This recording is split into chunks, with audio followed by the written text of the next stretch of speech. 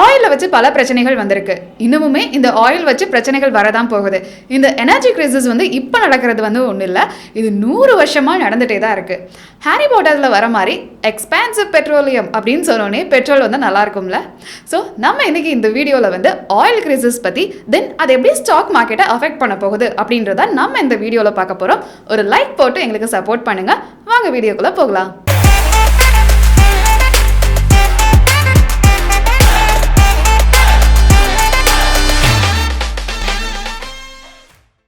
OPECல இப்போ என்ன போயிட்டு இருக்குது? OPEC அப்படின்றது என்னன்னா organisations of petroleum exporting countries. இதில் பெட்ரோல் எக்ஸ்போர்ட் பண்ணுற நிறைய பவர்ஃபுல்லான கண்ட்ரீஸ் இதில் மெம்பராக இருப்பாங்க. ஸோ இந்த OPEC என்ன முடிவு எடுத்திருக்காங்க அப்படின்னா அவங்க பர் டேக்கு 2 மில்லியன் பேரல்ஸ் ஆஃப் ஆயில் ப்ரொடக்ஷனை கட் பண்ண போகிறதா அனௌன்ஸ் பண்ணியிருக்காங்க. இதில் சங்கடமான விஷயம் என்னன்னா US தான் நம்பர் 1 ஆயில் ப்ரொடியூசிங் கண்ட்ரியாக இருக்காங்க. அது மட்டும் இல்லாமல் அவங்க ப்ரொடியூஸ் பண்ணுறதை விட அவங்க அதிகமாக ஆயிலை யூஸ் பண்ணிட்டும் இருக்காங்க.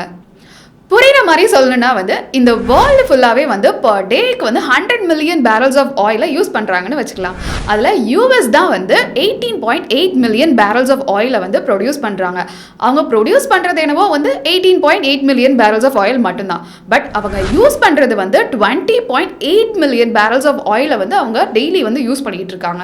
ஸோ இதில் எக்ஸஸாக இருக்கிறது 1.7 மில்லியன் பேரல்ஸ் ஆஃப் ஆயில் அவங்களுக்கு பற்றாக்குறையாக இருக்கிறதுனால அந்த தேவைப்படுற அவங்களோட ஆயில் அவங்க ஓபன் மார்க்கெட்ல வாங்குறாங்க. OPEC அவங்களோட ப்ரொடக்ஷன் காஸ்ட்டை கட் பண்றதுனால எதெல்லாம் அஃபெக்ட் ஆகும் அப்படின்னா க்ரூட் ஆயிலோட பிரைஸை. அஃப்கோர்ஸ் இது க்ரூட் ஆயிலோட பிரைஸை இன்க்ரீஸ் பண்ணும். நெக்ஸ்ட் வேற என்னலாம் இதை அஃபெக்ட் பண்ணும் அப்படின்னா கன்சியூமர் சென்டிமெண்ட். யூஎஸ்ல உள்ள கன்சியூமர் சென்டிமெண்ட்டை இது அஃபெக்ட் பண்ணும். கன்சியூமர் சென்டிமெண்ட் அப்படின்றது என்னன்னா ஒரு நாட்டு மக்கள் அவங்களோட கண்ட்ரியோட எக்கனாமிக் ஸ்டேட்டை பற்றி என்ன ஃபீல் பண்ணுறாங்க அப்படின்றத மெஷர் பண்ணுறது தான் இந்த கன்சியூமர் சென்டிமெண்ட். ஸோ யூஎஸ்ல உள்ள கன்சியூமர் சென்டிமெண்ட்டை இது அஃபெக்ட் பண்ணும். தென் இது வேற எதெல்லாம் அஃபெக்ட் பண்ணும் அப்படின்னா யூஎஸோட கவர்மெண்ட். எஸ், யூஎஸோட பிரசிடென்ட் ஜோ பைடன் அவங்களோட எனர்ஜி டிபார்ட்மெண்ட்டை என்ன கேட்டிருக்காரு அப்படின்னா என்ன வேணும் என்ன வேணும் என்னதான் வேணும் என்னதான் வேணும் அவங்களோட ஸ்ட்ராட்டஜிக் பெட்ரோலியம் ரிசர்வ் அதாவது SPR இது மூலியமா ஒரு வார் டைம்லையோ இல்லைன்னா ஒரு எமர்ஜென்சி டைம்லையோ அவங்க வேற யாரையும் நம்பி இருக்க முடியாதுல்ல. ஸோ அதனால இந்த SPR மூலயமா அவங்களால சர்வே ஆக முடியும். பிகாஸ் அவங்க ஆல்ரெடி ஆயிலை ரிசர்வ் பண்ணி சேவ் பண்ணி வச்சிருக்காங்க.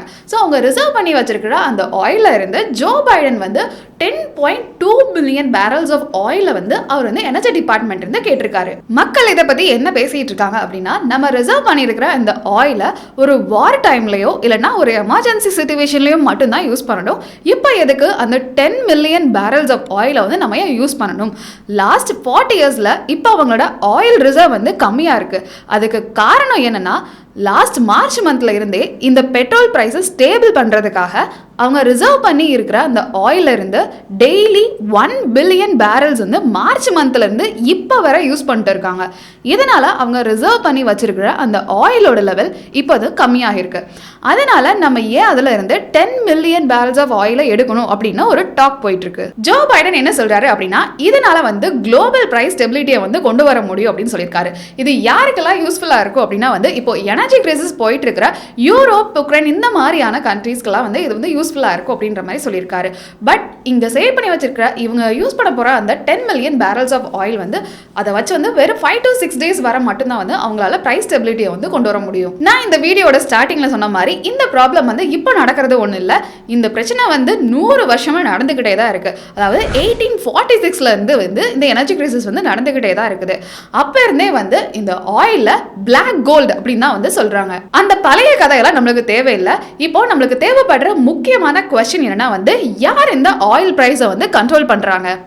எல்லாத்துக்குமே மாதிரி இதுக்குமே வெறுமனையா சப்ளை அண்ட் டிமாண்ட் அப்படின்னு மட்டும் சொல்லிட முடியாது. இதுக்கு எக்கனாமிஸ்ட் இன்எலாஸ்டிக் டிமாண்ட் அப்படின்னு சொல்லுவாங்க. இன்எலாஸ்டிக் டிமாண்ட் அப்படின்னா என்ன இப்போ ஒரு ப்ராடக்டோட பிரைஸ் ஏறினாலும் இறங்கினாலும் அதோட தேவை அதோட டிமாண்ட் எப்பவுமே கம்மியாகாது. இப்போ ஆயில் அதோட பிரைஸ் ஏறினாலும் இறங்கினாலும் நம்ம அதை யூஸ் பண்ணிட்டே தான் இருக்க போறோம். ஸோ இந்த ஆயிலோட பிரைஸை டிமாண்டால கண்ட்ரோல் பண்ண முடியாது. ஸோ பிரைஸ் ஸ்டெபிலிட்டி எதனால முடியும் அப்படின்னா ஸ்பேர் ப்ரொடக்ஷன் கெப்பாசிட்டினால. ஸ்பேர் ப்ரொடக்ஷன் கெப்பாசிட்டி அப்படின்னா என்னன்னா 30 டேஸ்ல ஒரு ஆயில் ப்ரொடியூசர் அவங்களோட எக்ஸஸான ஆயில் ஆயில் ப்ரொடக்ஷனை எவ்வளோ ஃபாஸ்ட்டாக ரேம்ப் அப் பண்ணுறாங்களோ ஆர் எவ்வளோ ஃபாஸ்ட்டாக ஸ்லோ டவுன் பண்ணுறாங்களோ அப்படின்றத மெஷர் பண்ணுறதா வந்து ஸ்பேர் ப்ரொடக்ஷன் கெப்பாசிட்டி. இப்போ ஒரு கண்ட்ரி வந்து அவங்களோட தேவைக்கு அதிகமாக எக்ஸஸாக அவங்க ஆயில் ப்ரொடியூஸ் பண்ணாங்க அப்படின்னா வந்து இந்த ப்ரைஸ் ஸ்டெபிலிட்டியை, இந்த ப்ரைஸை வந்து அவங்களால கண்ட்ரோலாக வச்சுக்க முடியும். அப்படிப்பட்ட பவர்ஃபுல்லான ஒரு கண்ட்ரி வந்து இருக்குது. சவுதி அரேபியா வந்து அவங்களோட தேவைக்கு அதிகமாக வந்து 2 மில்லியன் பேரல்ஸ் ஆஃப் ஆயிலை வந்து அவங்க ப்ரொடியூஸ் பண்ணிட்டு இருக்காங்க. எப்படி இது சவுதி அரேபியாவில் மட்டும் முடியுது, யூஎஸ்ஆல முடியல?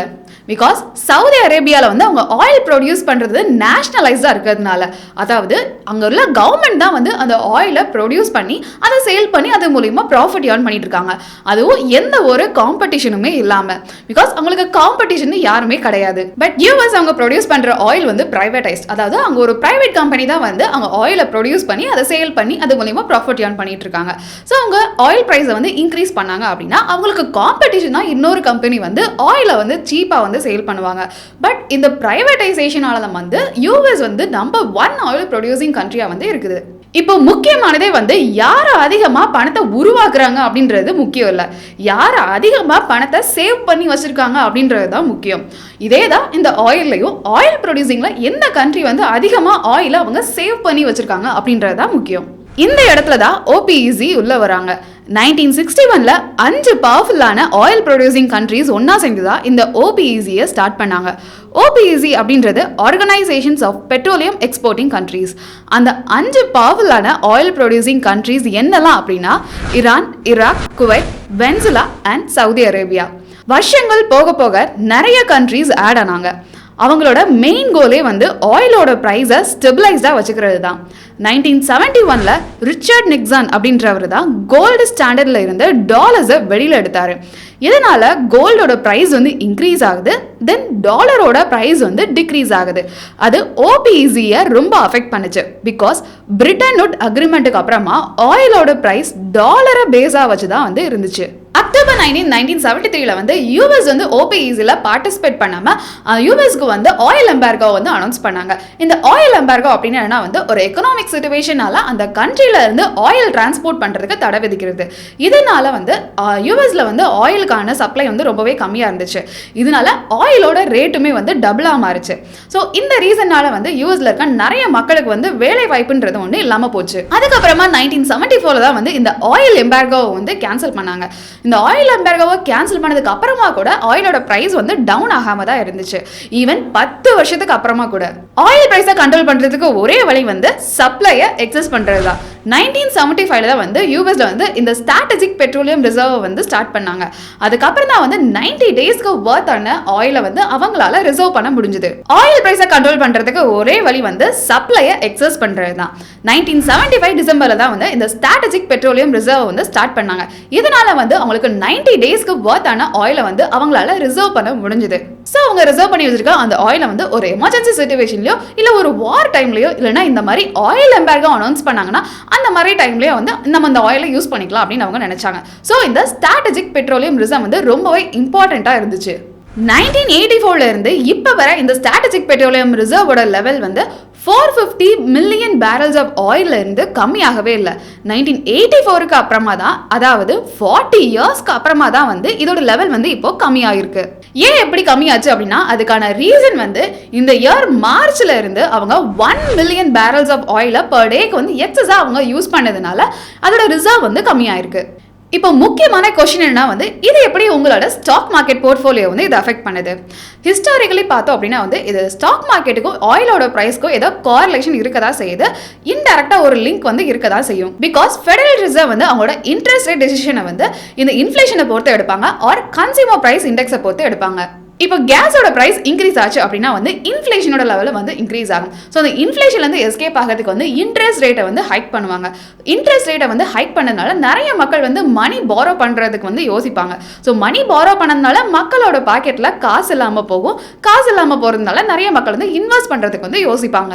அப்போ கேஸோட பிரைஸ் இன்க்ரீஸ் ஆச்சு அப்படின்னா வந்து அப்போ இன்ஃப்ளேஷனோட லெவலில் வந்து ஹையாக இருக்குன்னு அர்த்தம்.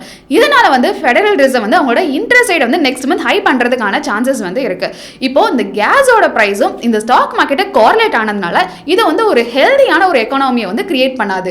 ஒரு ஹெல்தியான ஒரு மார்க்கெட்டுக்கு இது ரெண்டு கோரிலேஷன் ஆகிருக்க கூடாது. பட் நமக்கு இப்போ வேற வழி இல்லை. பெட்ரோல் பிரைஸ் வந்து ரொம்ப இம்பார்ட்டன்ட். மோஸ்ட்லி இது டிபெண்ட் பண்ணி தான் இருக்கும். பெட்ரோல் இல்லாம வேற ஏதாச்சும் ஒரு எனர்ஜிக்கு டிரான்ஸ்ஃபர் ஆகிட்டோம் அப்படின்னா இந்த டிபெண்டன்சி இருக்காது. பட் இப்போ நம்ம இதை டிபெண்ட் பண்ணி தான் இருக்கோம். இது வந்து மார்க்கெட்ல பெரிய எஃபெக்டை வந்து கிரியேட் பண்ணும். இப்போ ஸ்டாக் மார்க்கெட் அஃபெக்ட் பண்றதுக்கு இன்னொரு ரீசன் வந்து அவங்களோட ஜாப் ரிப்போர்ட். அவங்களோட எக்கானமி லெவல்ல வந்து 236,000 ஜாப்ஸ் வந்து ஆட் ஆன் ஆகிருக்கு. இதனால அவங்களோட அன்எம்ப்ளாய்மெண்ட் லெவல் வந்து 7.7% வந்து ஃபால் ஆகிருக்கு. இது ஒரு நல்ல விஷயம் தான். பட் இது வந்து ஸ்டாக் மார்க்கெட்டுக்கு வந்து நல்ல விஷயம் இல்லை. பிகாஸ் அங்க உள்ள எக்கானமியை சரி பண்ணணும் அப்படின்றதுக்காக வந்து ஃபெடரல் ரிசர்வ் வந்து அவங்களோட இன்ட்ரெஸ்ட் ரேட்டை ஹைக் பண்றதுக்கான சான்ஸ் வந்து இருக்கு. இப்போ ஃபெடரல் ரிசர்வ் வந்து அவங்களோட இன்ட்ரெஸ்ட் ரேட்டை ஹைக் பண்ணாங்க அப்படின்னா வந்து ஷியோரா அதுக்கு எல்லாத்தையுமே அஃபெக்ட் பண்றதுக்கான சான்ஸ் வந்து இருக்கு. ஸோ இந்த ரெண்டு ரீசனால தான் வந்து ஸ்டாக் மார்க்கெட் வந்து ஃபால் ஆகிறதுக்கான சான்சஸ் வந்து இருக்குது. இண்டெக்ஸே இவ்வளவு பயங்கரமா ஃபால் ஆயிருக்கு அப்படின்றதுக்கான ரெண்டு ரீசன் தான் இப்போ நம்ம பார்த்தோம். இப்போ ஓபிஇசி சொன்ன மாதிரி 2 மில்லியன் பேரல்ஸ் ஆஃப் ஆயில வந்து அவங்க ப்ரொடக்ஷனை கட் பண்ணாங்க அப்படின்னா அவங்களோட ஆயிலோட பிரைஸ் ரேட் வந்து இன்க்ரீஸ் ஆகும். ஆயிலோட பிரைஸ் வந்து இன்க்ரீஸ் ஆச்சு அப்படின்னா வந்து இன்ட்ரெஸ்ட் ரேட்டுமே வந்து ஹை ஆகும். ஓபிஇசி இப்போ எடுத்திருக்க இந்த டெசிஷன் கூட கம்ப்ளீட் ஒரு பாலிடிக்ஸ் தான். பிகாஸ் இன்ட்ரெஸ்ட் ரேட் ஹைக்னால அவங்க பாதிக்கப்பட்டிருக்கலாம். ஆர் இப்போ வந்து பெட்ரோல் ரேட் வந்து டாலர் டிபெண்டா இருக்கனால அதுக்கு அகேன்ஸ்டா கூட இருக்கலாம். ஆர் எல்ஸ் அவங்க இதான் கரெக்டான டைம் நம்ம கொஞ்சம் காசு பார்க்கலாம் அப்படின்னு கூட நினைச்சிருக்கலாம். ஸோ ஓபிஇசி நினைச்சா வந்து அவங்களால ஸ்டாக் மார்க்கெட் ஃபால் ஆகல இருந்து காப்பாற்ற முடியும். பட் இந்த பீரியட்ல இன்வெஸ்ட் பண்ணாம இருக்காதீங்க. ஏன்னா இதுதான் வந்து பெஸ்ட் டைம் டு பை. இப்பதான் வந்து உங்களுக்கு பிடிச்ச ஸ்டாக்ஸ்லாம் வந்து சீப்பா கிடைக்கும். சீப்பா கிடைக்கிற டைமா பார்த்து வாங்கிக்கோங்க. ஏன்னா ஷேர் மார்க்கெட் பொறுத்தவரை ஃபியூச்சர்ல என்ன நடக்க போகுதுன்னு இப்பவே ப்ரெடிக்ட் பண்ணணும். ஸோ எக்ஸாக்டா மார்க்கெட்டோட பாட்டமா நம்மளால டைம் பண்ண முடியாது. அதனாலதான் நாங்க கூட எஸ்ஐபியை ஸ்டார்ட் பண்ணுங்கன்னு சொல்லியிருக்கோம். இன்ஃபிளேஷன் டவுன் ஆகிறதுக்கு வந்து இன்னும் கொஞ்சம் டைம் இருக்குன்னு தான் நினைக்கும். பட் நீங்க வந்து எஸ்ஐபியை வந்து ஸ்டார்ட் பண்ணுங்க. பிகாஸ் ஸ்லோவா வந்து இன்ஃபிளேஷன் வந்து சேஞ்ச் ஆகிறதுனால நம்மளுக்கு சாதகமா மாறுச்சு அப்படின்னா வந்து மார்க்கெட் எப்பனாலும் சேஞ்ச் ஆகிறதுக்கான சான்ஸ் வந்து இருக்குது. இப்போ ஆகஸ்ட் மந்தோட இன்ஃபிளேஷன் ரிப்போர்ட் வந்து லாஸ்ட் வீக் வந்து வந்துச்சு. அனலிஸ்ட் எக்ஸ்பெக்ட் பண்ணது என்னமோ வந்து 8.1% தான் வந்து எக்ஸ்பெக்ட் பண்ணாங்க. பட் வந்தது என்னவோ வந்து 8.2%. இதனால வந்து ஃபெடரல் ரிசர்வ் வந்து அவங்களோட இன்ட்ரெஸ்ட் ரேட்டை ஹைக் பண்றதுக்கான சான்ஸ் இருக்கு. எப்போ இந்த இன்ஃபிளேஷன் நடக்குதோ அப்பதான் வந்து மார்க்கெட் பூம் ஆக சான்ஸ் இருக்கு. ஸோ அது வரைக்கும் வந்து சேஃபா வந்து இன்வெஸ்ட் பண்ணுங்க. ஸோ இந்த வீடியோ உங்களுக்கு பிடிச்சிருந்துச்சுன்னா லைக் பண்ணுங்க. ஆயில் கிரீசஸ் பத்தி உங்க ஃப்ரெண்ட்ஸ் எல்லாத்துக்குமே வந்து ஷேர் பண்ணுங்க. மறக்காம நம்ம சேனலை சப்ஸ்கிரைப் பண்ணுங்க.